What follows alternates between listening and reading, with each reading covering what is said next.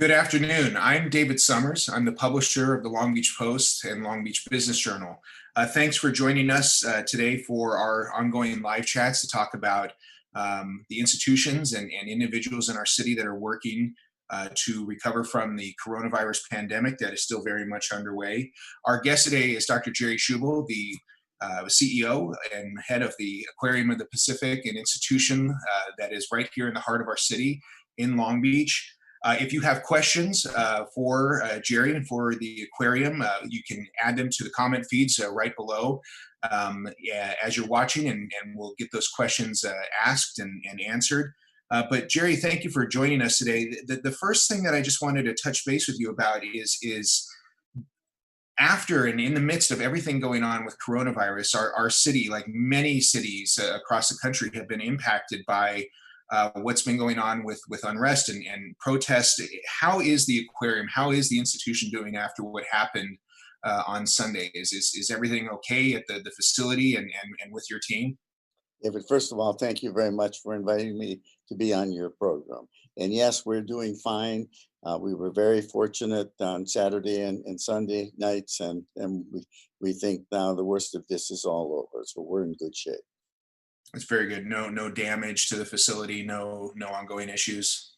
No, and because we have animals, we have people on staff who are there 24 hours a day. Security is there, and we have some people who take care of the animals. And that also probably helped. Jerry, we are still very much in the middle of a pandemic impacting our country and our city and our state. Looking back over the last couple months, was there a moment in March as this was starting that you realized that things were about to become very different for the aquarium? They became very different on March the 14th when we got a call from the city manager directing us to close the aquarium. Now, what we didn't realize is we would be closed as long as we've been, but that certainly changed things. You talked about how long that closure has been going on. With it having been several months now since the aquarium was crowded with visitors, set the scene for us. What's it like in there right now? How does it feel when there's a prolonged, sustained absence of people from the building and the campus? It's very dull. You don't hear any kids squealing of delight. The aquarium, though, it's never been as clean as it has been lately in my 18 years here, because we have cleaning crews and there's nobody coming in to mess it up. And so it's been very clean, very dull, and we're ready to open. Hmm. I want to talk more about what that reopening looks like in just a minute, but I've had an opportunity in the past to be in the aquarium in the evenings for events after the large crowds are gone. There's certainly still people around, but my observation is it's a very different environment in the evening, much more intimate, it's incredible to be in there at night. But I'm wondering, for this kind of long-term absence of people, do the animals act differently? Do they behave differently? Do they miss the audience? I noticed that the Georgia Aquarium brought in other animals to outside the exhibits to interact. What's the vibe been like inside? Well, it's been more than 2.5 months now since the sharks or the rays have had their backs scratched, because we were the first aquarium in the country to let people touch sharks, 2 fingers only. So I expect they miss that back scratching. I'm sure that our seals and sea lions and other animals that interact with the public, that they miss that stimulation. So we've added other things to help stimulate the animals. And I doubt if the invertebrates miss anybody, but shorebirds, seals, sea lions, sharks, I'm sure that they all miss the interactions with people. We're talking with Dr. Jerry Schubel, CEO of the Aquarium of the Pacific. If you have a question or a comment, please do add it in the comment feed below on our social feeds where you're watching this live, and we'll ask. Jerry, the aquarium, with no people there, I imagine that's also an opportunity to kind of address any deferred maintenance or capital projects that are easily accomplished when people aren't around. What have your team members been working on? What's been going on inside the facility to maintain it or update it during this closure? but we have a very good facilities group, and so there hasn't been any deferred maintenance. But as I mentioned, we certainly have been cleaning. Most of the time, we have been getting ready for our grand reopening this summer with the new exhibit, new films, new interactives, and so that has taken a lot of time. And normally, when we would be open, those would have to be done in the evenings. Now we're able to work on them all day long. So that has been different. So it's a very different place without people. And like you, I used to love to go to the aquarium in the morning before we opened or in the evening after we closed. But I, I really yearn to have those families and kids and everyone come back and enjoy the aquarium. I want to talk about the transition to virtual and online as we transition into talking about that reopening. The aquarium really quickly launched a number of online offerings, everything from the virtual world ocean day to webcams on exhibits and the online academy programs. How have those efforts been going, and what are the plans to sustain that virtual effort going forward after the reopening happens? The plants have been going very well. And you have to remember, we were among aquariums, we were a pioneer in using images and virtual experiences because we've long believed there are some animals that should not be in captivity. And they're either too large to be in captivity or animals that are too small to see with the naked eye. So we've long been a pioneer in that realm, and our whole expansion Pacific Visions was based upon that. So when this happened, we already had these online programs, but we increased the portfolio of programs. We have programs now for people of all ages, live programs. We also have taken things out of our library to bring to the public. In March and April, we had more than 1 million people sign on for one of the programs or more in the Aquatic Academy. And that was just in 2 months. And since then, the use has increased. Our portfolio has gotten more diverse.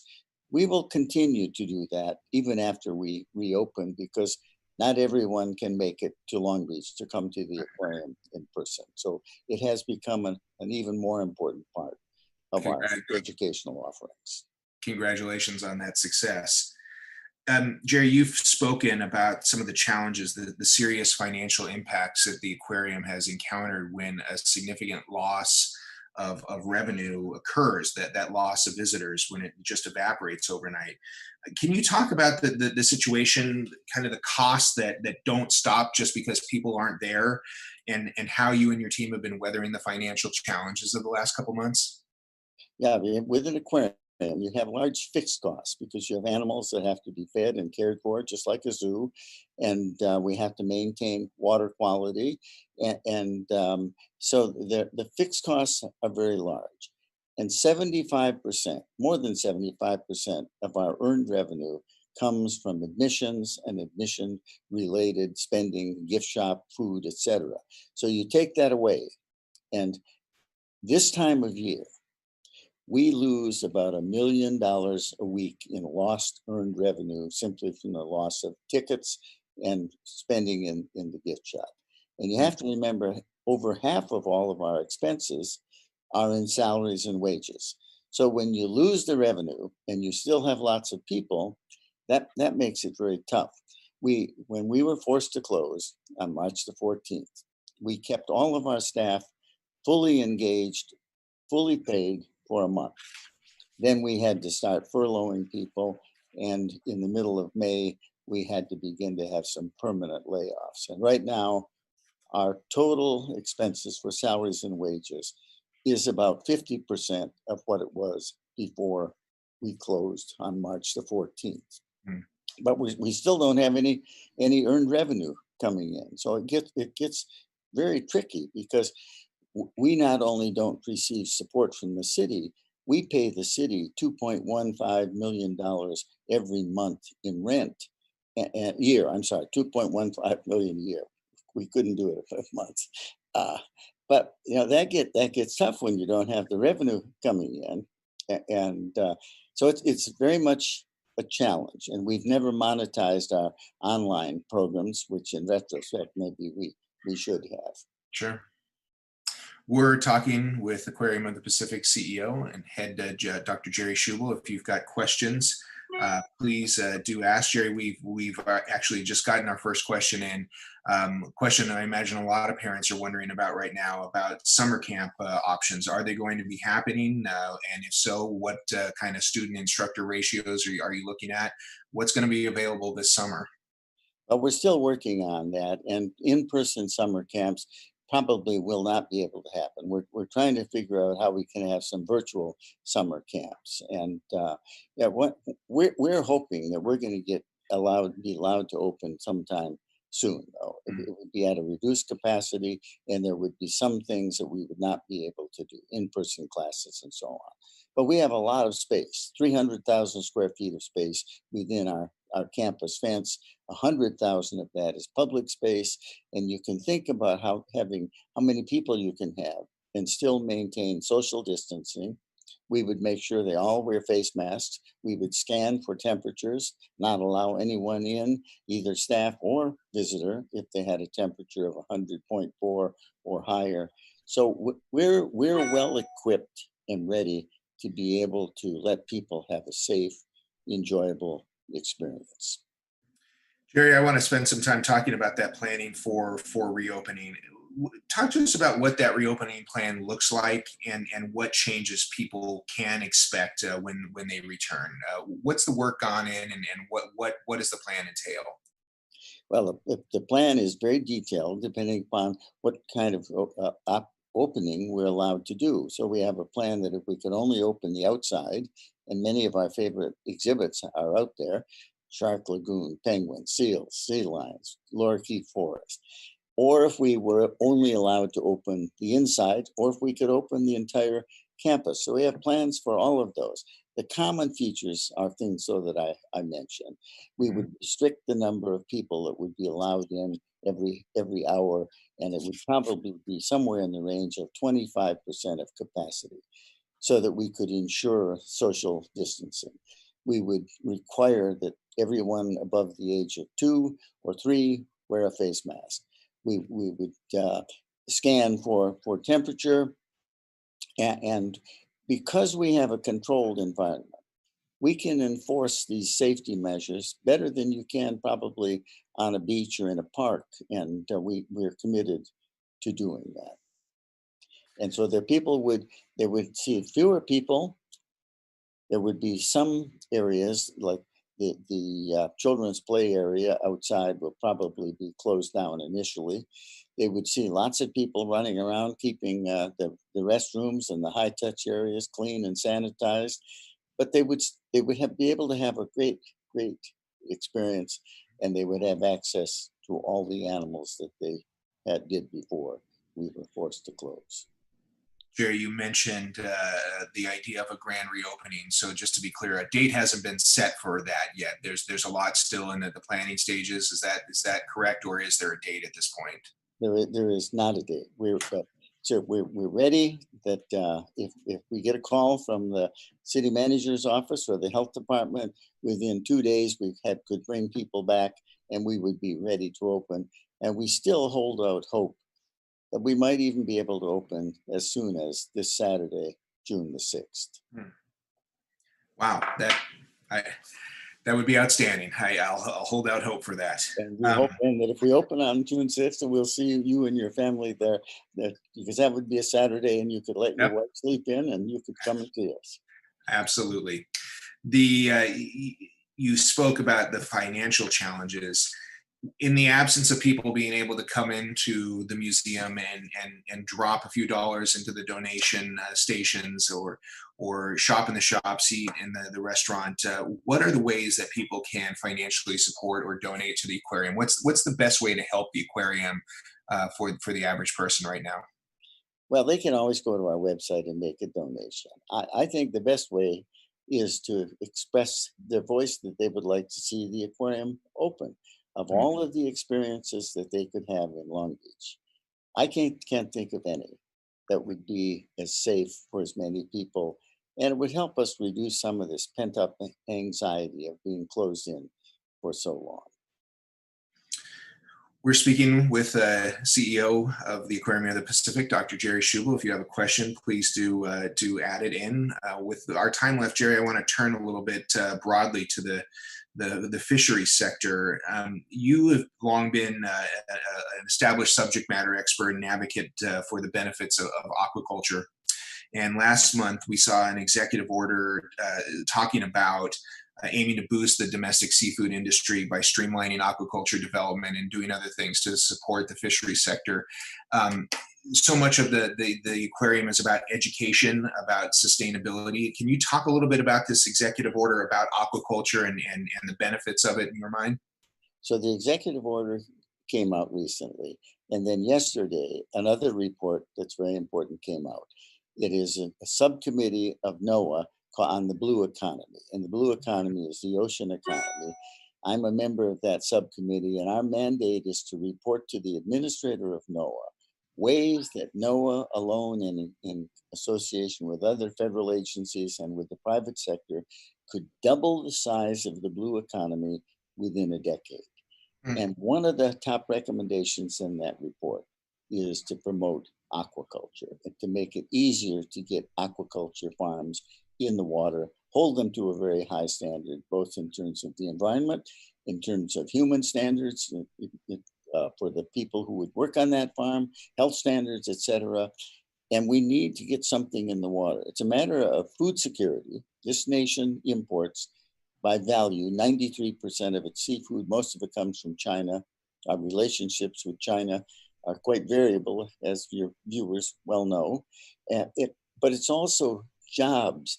And if you think about coming out of the COVID-19 pandemic, it's very clear with looking at the unemployment rate and the economic fallout of this is projected that it will last at least a decade.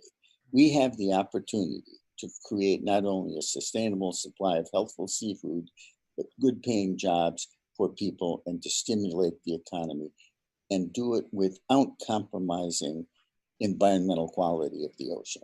So we, the Aquarium and our Seafood for the Future program, we've been very bullish on this. We think California is a great place to do it because of our strong ocean ethic. And so it would be done well, and it would benefit the economy without adversely impacting the ocean. I think right now we have an opportunity with that executive order and this report. My philosophy has always been when a door opens, you walk through it. So I'm hoping that we are going to walk through this door in the next few months. I'll be sure to go read that new report on the blue economy. Thank you for mentioning the latest on that and explaining for everyone a little bit more about aquaculture and its role. We've got a few minutes left with Jerry Schubel from the Aquarium of the Pacific. If you have a comment or question, please do add it in there. Jerry, I just want to turn back to the aquarium for a moment. It's to me, it's so much more than just a building or a facility that happens to be closed at the moment. You've talked a little bit about this, but talk about some of the other work that's still underway, the research, the conservation, the advocacy, the education. What else is happening more than just making sure that the facility is okay or that the animals are okay? What else is exciting about what's happening right now? Well, we are a conservation organization, and the most powerful way that we can advocate conservation, advance conservation, is by making our 1.7 million visitors every year better ocean stewards, better informed. So education becomes very important, education of the people who come to the aquarium. And I think that what we have to look at with a growing population and all of these problems that we have, how will the human relationship to the earth and the ocean change over time? And how can we make that relationship more sustainable? It's very clear that we have to do things differently. The old ideas of being good little boys and girls and everything will turn out all right. That's not the case in what's called the Anthropocene with this population.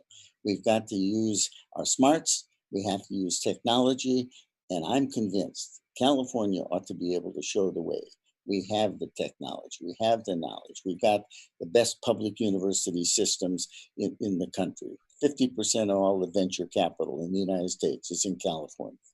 We need to re-examine our relationship with the ocean and protect it, but also figure out how can we use it to benefit society without compromising ocean ecosystems. We can do that. And so we have aquaculture is one way. The offshore oil platforms that we have. Before last year, we had this a forum on what to do with those. They will cease producing oil in the next 10 to 15 years. There are 27 of them. If we don't do anything, they have to be removed entirely.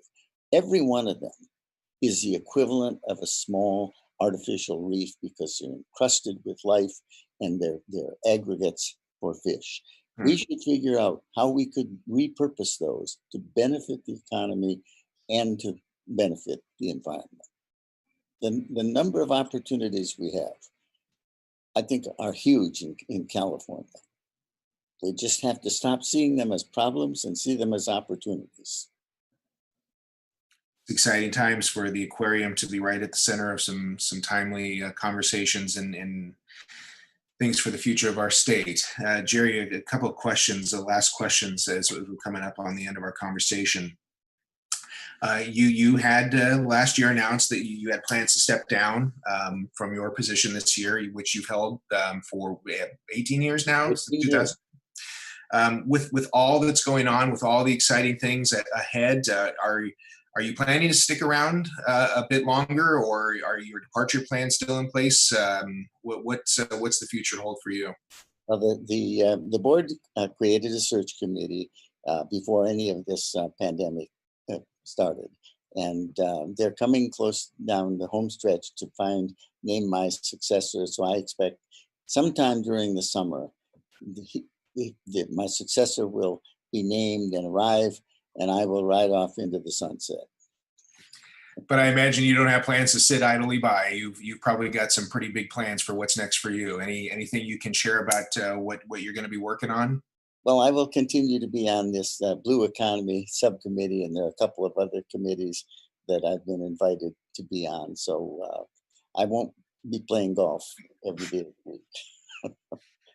Jerry, as we wrap up, one of the things that's always stood out about how you've explained the aquarium's role is you've called it the role of being the master storyteller of the Pacific, kind of the explaining the role of how the human relationship with the Pacific Ocean, with our watershed, with the ecosystem, and that's a story that you can see everywhere in the facility. Speaking of storytelling, what's the story of the aquarium going to be going forward once these current challenges are behind us? What are you looking forward to seeing in the future for the aquarium for that story? Well, that'll depend in a large part upon my successor, but I'm hoping that we will continue to be the master storyteller of the Pacific. There will be no end of crises. This isn't the last time we're going to have a pandemic. This isn't the last time that we're going to have a shortage of food. So the question is, can we capture these stories and tell them in ways that are understandable to the general public and that are scientifically accurate and balanced? That's really the key, because, the internet, when you search something on the internet, it can be like mining low-grade ore. Now, there are placer deposits that are rich in information, but there's a lot of low-grade ore. How do you find the stories to trust? That's one of the big challenges, I think, today. And many in the public have lost their confidence in science. We're better off in science than we've ever been, but we're not as good at storytelling as we need to be. And I hope we will continue to work on doing that. We need more institutions that do what the aquarium does, of serving everyone from everywhere and educating and informing. Jerry Schubel, thank you for joining us today. Thank you for the information, and we look forward to hearing more about the plans to reopen and to get people returning. Please do look to the aquarium's website for more about those online offerings and how to help the aquarium, even though you can't visit at the moment, but hopefully that will change soon. Dr. Jerry Schubel, CEO of the Aquarium of the Pacific, thank you for being our guest today. We'll end it there. And from all of us here at the Long Beach Post and Long Beach Business Journal, have a good afternoon. Thank you. Thank you, David. Appreciate it.